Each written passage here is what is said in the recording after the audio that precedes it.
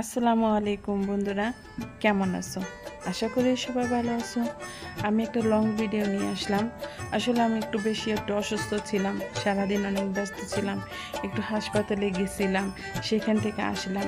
আসার পরে চিন্তা ভাবনা করলাম এতদিনে তো একটা লং ভিডিও দেওয়া হয় নাই, তাহলে একটা লং ভিডিও দিই।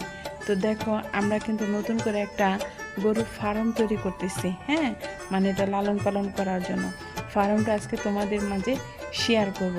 আর গরু আসার পরে সেটাও পরে দেখাবো। আমি দেখাতে থাকি।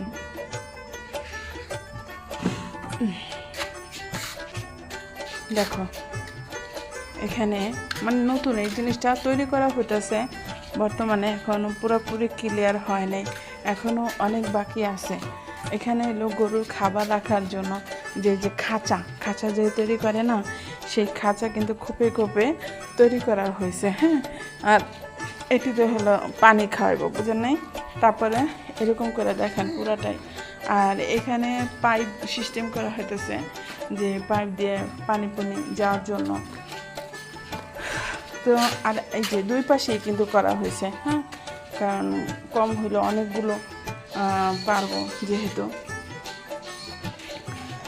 আর মানে কি বলবো, আসলে নতুন উদ্যোগ, যেহেতু নতুন করে আমরা লালন পালন করার চিন্তা ভাবনা করছি, ফার্ম করার চিন্তা ভাবনা করছি, সেখানে আমাদের অনেক খাটনি করতে হবে।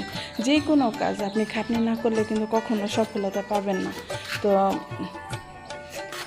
দেখেন, আমাদের গাছ লাগানোর জন্য অনেক জায়গায় করছে, আর সবুজ শ্যামল, মানে কত সুন্দর একটা যে পরিবেশ। দেখেন, আমাদের গ্রামের কিন্তু পরিবেশটা অনেক ভালো। হ্যাঁ, আর দেখেন এখানে কিন্তু আমাদের ধান চাষ করা হইতেছে।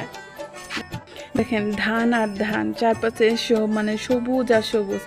আসলে আমার কাছে সব সময়ের জন্য গ্রামটাই আমি অনেক ভালোবাসি, কারণ গ্রামের মতো শান্তি আপনি ঢাকা শহর বা কোথাও পাবেন না।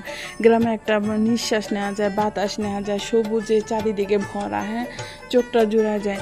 আমার কাছে সব সময়ের জন্য আমার কাছে গ্রাম পছন্দ। হ্যাঁ, আর গ্রামের মানে অন্যরকম একটা গ্রাম, অন্যরকম।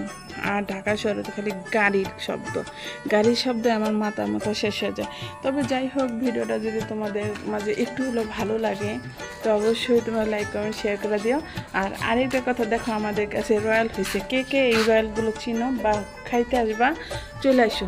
দেখো আমাদের কাছে কি পরিমাণ, মাশাল্লাহ মাশাল্লাহ, এগুলো হয়েছে এত টক। হ্যাঁ, যা আমরা খাইতে পারি না, অনেক টকের জ্বালা মুখে দিতে পারি না, বুঝছো? তো ঠিক আছে বন্ধুরা, তোমরা ভালো থেকো। আল্লাহ হাফেজ।